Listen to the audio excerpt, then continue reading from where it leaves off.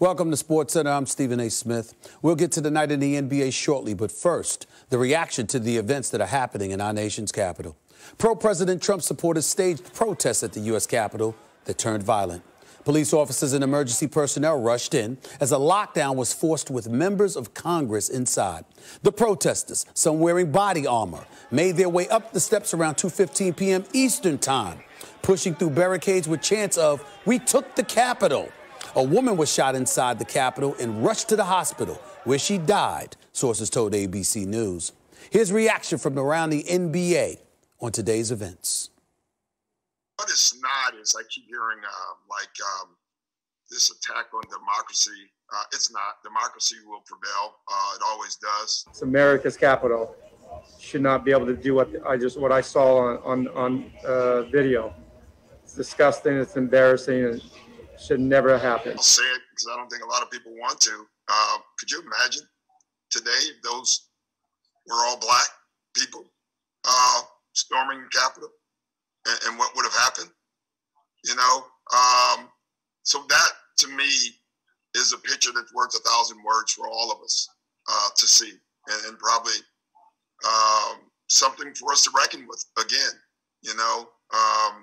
No police dogs turned on people, no billy clubs hitting people, people peacefully being escorted out of the Capitol. So it shows that you can disperse a crowd peacefully, I guess.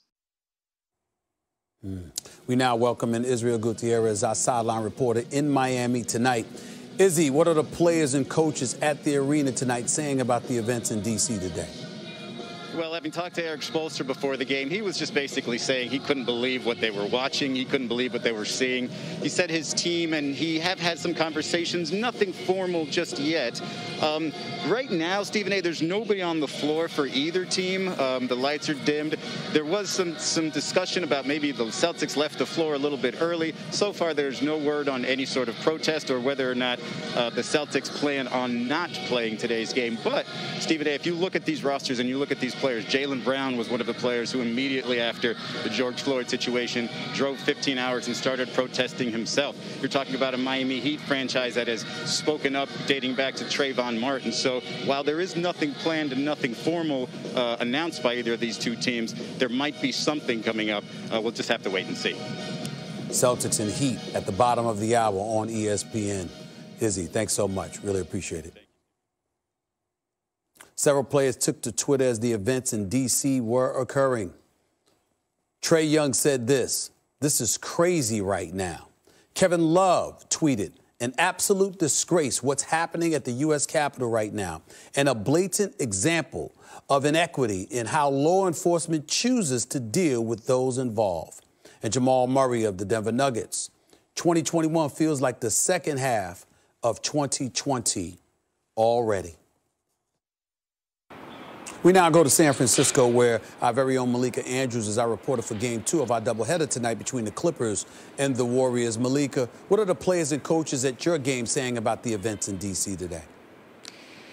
Well, everybody that I've been talking to, from players, coaches, front office folks, Stephen A., has been keeping one eye on what's going on Capitol Hill. They have been frustrated. They've been saddened. I've heard over and over again that players telling me that they're not surprised. There has been a sentiment that I've heard over and over that we just heard from Doc Rivers, where players can't help but notice the difference between the way Black Lives Matter protesters, some of the Black Lives Matter protests that they participated in over the summer and in the spring, how those people were treated versus the people who burst into the Capitol building today were treated. And so as I've talked to players on the phone, I can hear in the background that they're watching the news, that they're taking this in. And I've heard that it's going to be difficult to take the basketball court. It's not something where they're considering not playing games later today, but this is very real. This threat on democracy that they are witnessing as American citizens is very real, and they're balancing that and playing later tonight. Malika Andrews, Clippers, Warriors tonight. Thank you so much. Really appreciate it. Now we welcome in our very own insider, the ultimate insider, Adrian Wojnarowski from Bristol. Adrian, what's been the league's response to the events in D.C. today? What can you tell us? Well, Stephen A., from the Players Association said, I talked to Michelle Roberts, their executive director. Now, she had not talked with the league at all today about postponing any of the games. We know, obviously, the Wizards are playing the Sixers tonight, but she was emotional today. She was certainly very angry, and the players she's talked to around the league and her colleagues, the double standard, especially coming on the heels of the findings with no charges against any of the police officers in Wisconsin and the Jacob Blake killing.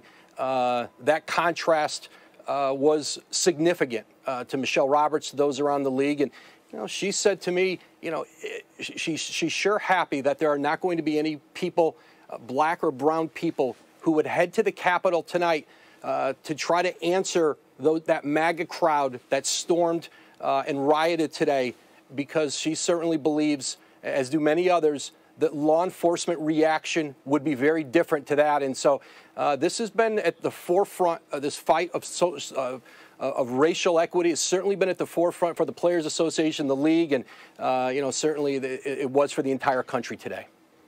Thanks, Adrian. You'll be back shortly for more inside information. We'll be waiting for it. Really appreciate it. Thanks, Steve. We now bring in the one and only Michael Wilbon. Listen, Mike, you were a columnist for the Washington Post from 1990 to 2010. You've been in that area writing for the paper for 30 years. You've been living there for over 40 years.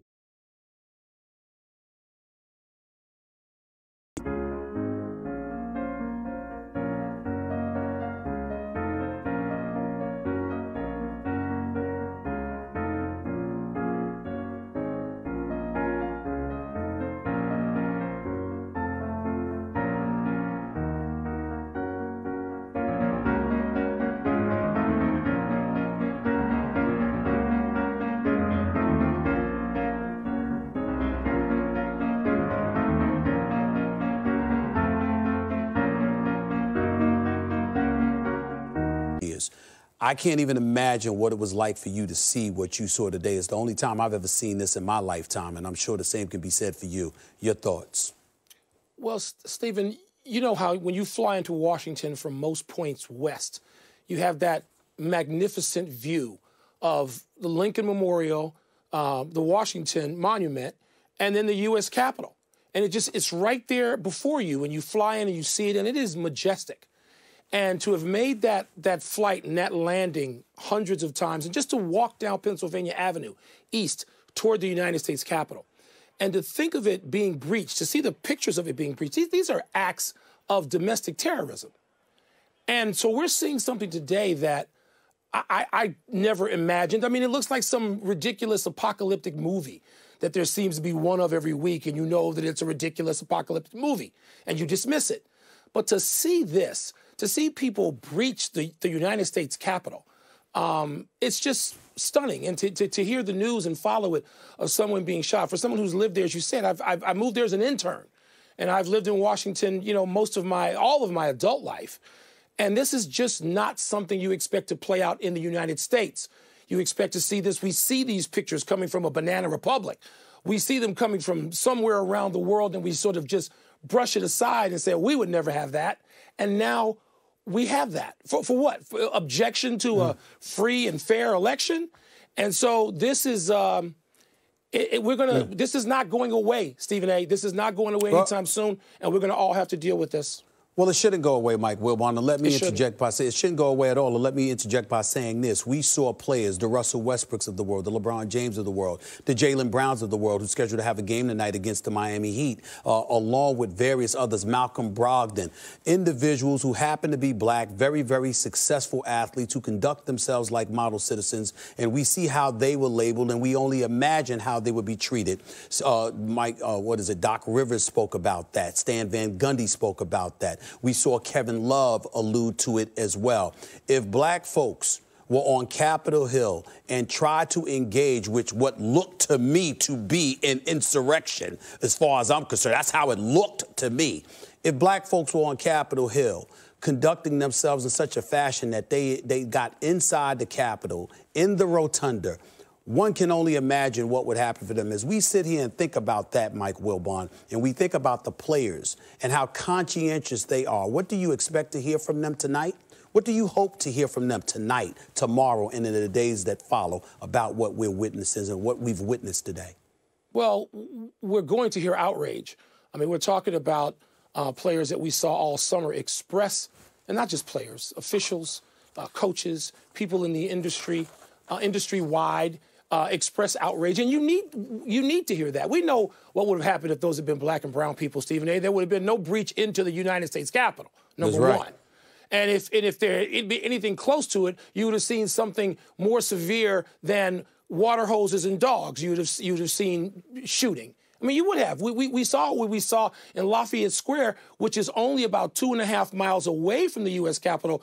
We saw what we had there with the confrontation between police and peaceful objectors a few months ago back in the summer. So we know exactly what we would have seen.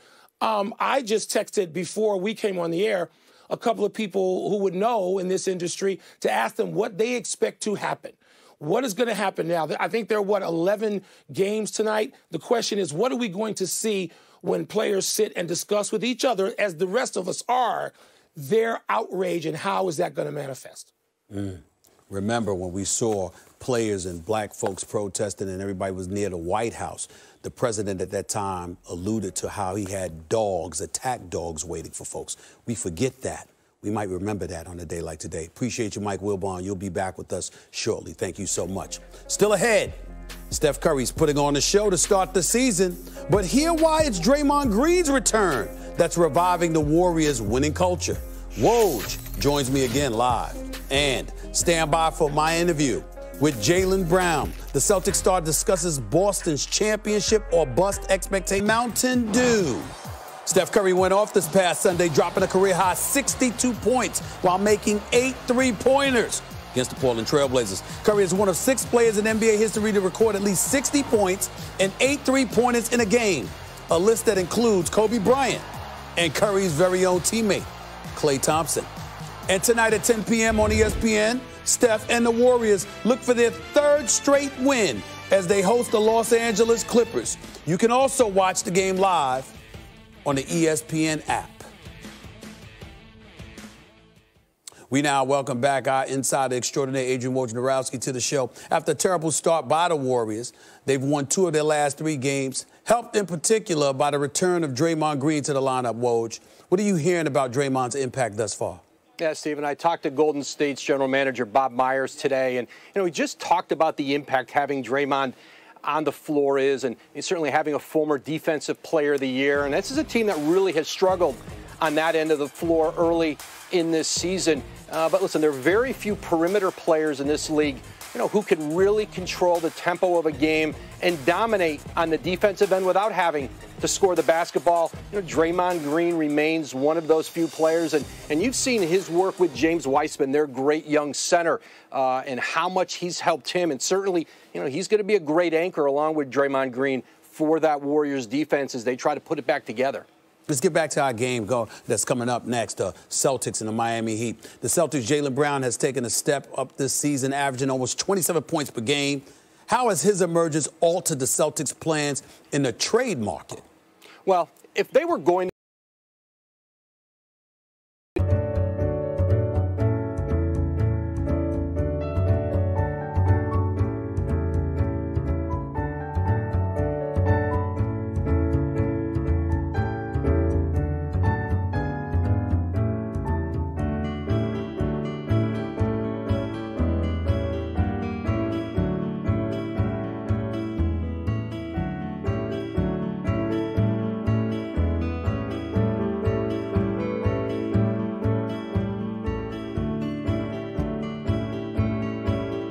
do a deal, hypothetically, Stephen, with Houston for James Harden, Jaylen Brown in almost any scenario would have to be in that deal. You certainly consider Jason Tatum is an untouchable, but Jaylen Brown's moving into that area. And listen, they have had talks with Houston about Harden previously, but I'm told that those have really cooled, that they had never certainly gotten close.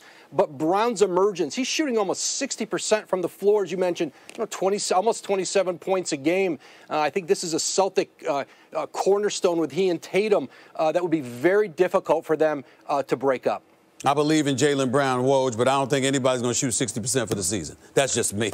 I appreciate it, Woj. Thank you so much, buddy. So early in their careers, they've scored 425 combined points this season, the most by a duo through 8 games, both under the age of 25, since Kevin Durant and Russell Westbrook in 2010. Had a chance to talk to Jaylen Brown yesterday afternoon prior to the events over the last 24 hours. We welcome Boston Celtics star Jaylen Brown to the show. Jaylen, thank you for joining me right now. What's going on with you, man? I mean, I expected like 23, hell, maybe even 25 a game, averaging 27, close to 27 a game right now.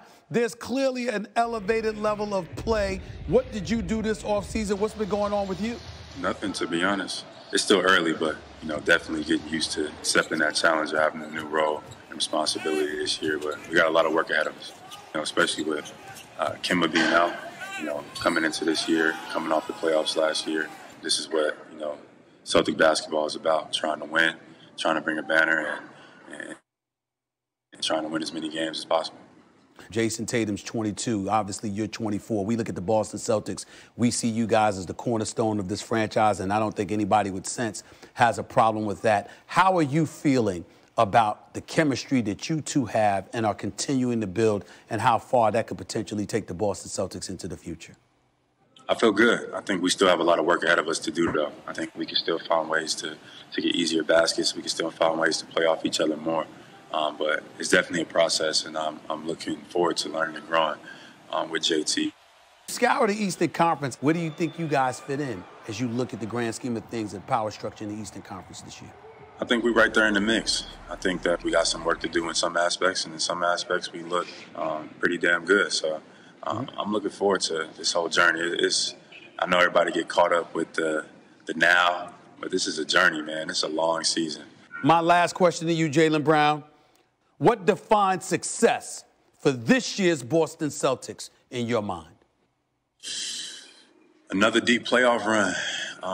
Come on, Stephen A. We're not in it to lose. We're in it to win it. So we're trying to take this thing as far as you can possibly go.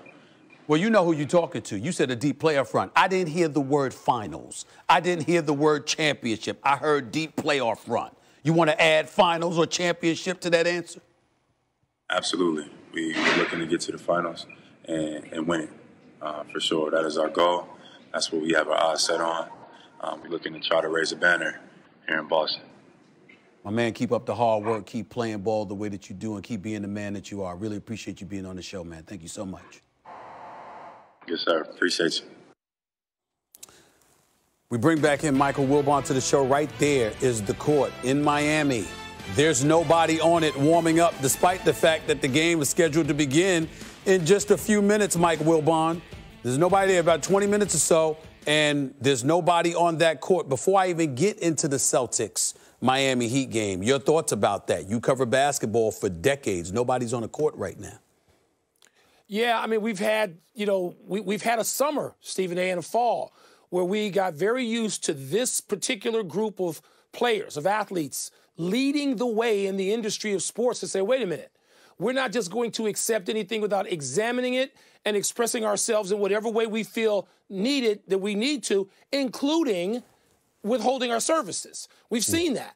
So this does not come as a shock that floor is empty right now. And players, I don't know what the discussions are, but clearly they're discussing their options. They're discussing their outrage and what they ought to do about it tonight. Real quickly, Mike Wilbon, getting back to the basketball court. These two teams were in the Eastern Conference Finals last year.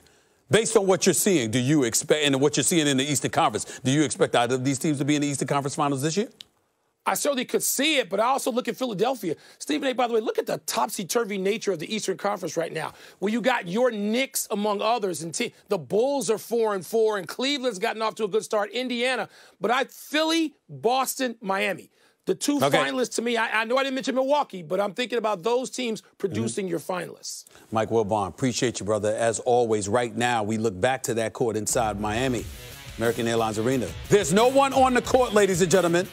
The Boston Celtics and the Miami Heat. There is nobody on that basketball court, despite the fact that a game is scheduled to be played in about 20 minutes or so. Things are percolating. Stay tuned. You are watching Sports Center with Stephen A. Smith, presented by Mountain Dew.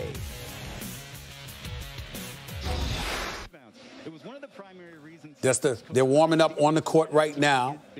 The Boston Celtics, Miami Heat, they are on a layup line right now. There will be a game tonight. What the players will do prior to the game is unclear. Wilbon, you see them out on the court. They're going to have this game. Got about 10 seconds. Your thoughts real quick. We make a living covering games, Stephen A. But given today's events, I'm interested to find out what they discussed, why they played, and what's going to happen going forward. I'm definitely interested in what they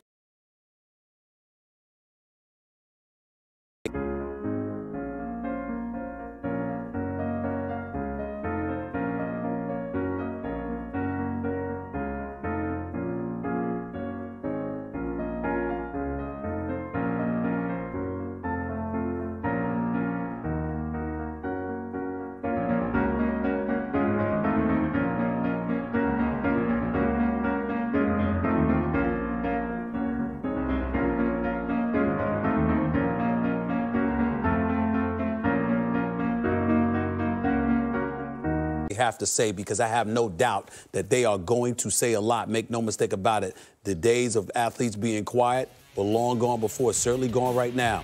Celtics and Heat next on ESPN. We've got a game to watch.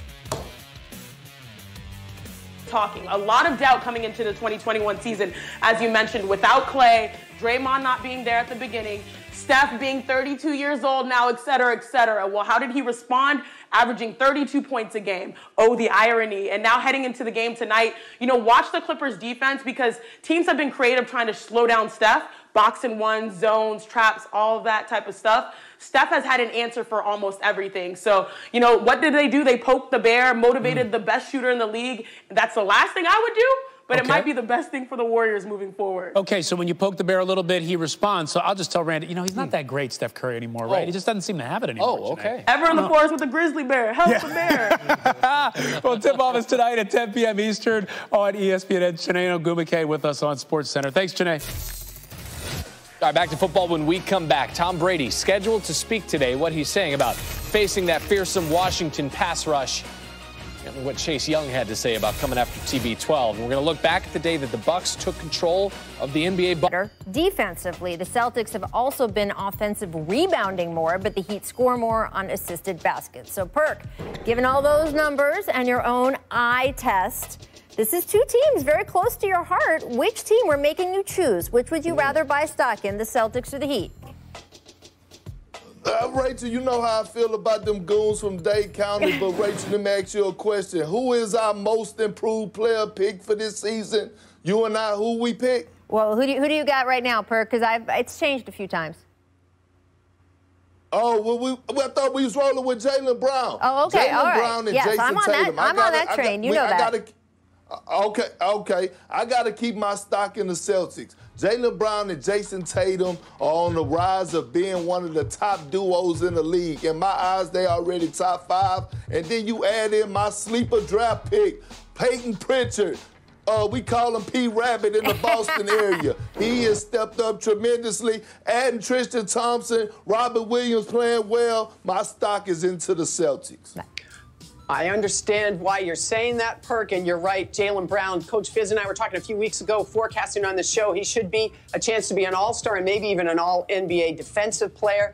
Here's the problem, though. I can't put all my stock with the Celtics till I know about Kemba Walker and his health. Because as much as I love those two guys, Perk, they can't go all the way unless they have Kemba Walker. And let's not sleep on the Miami Heat. Forget about the early record. Bam Adebayo, Jimmy Butler, that's a pretty good 1-2 punch, too. And they go a little deeper than the Celtics do. And I do have to wonder about Boston's defense. 20th in the league. I've got to imagine that's going to change at some point. Yeah, I'm not sure we can judge the Heat right now, right? I mean, they're coming off, along with the Lakers, the shortest layoff in the NBA. We know how grueling the bubble was. And as Miami showed, look, they don't need to be a top seed to advance far in the playoffs.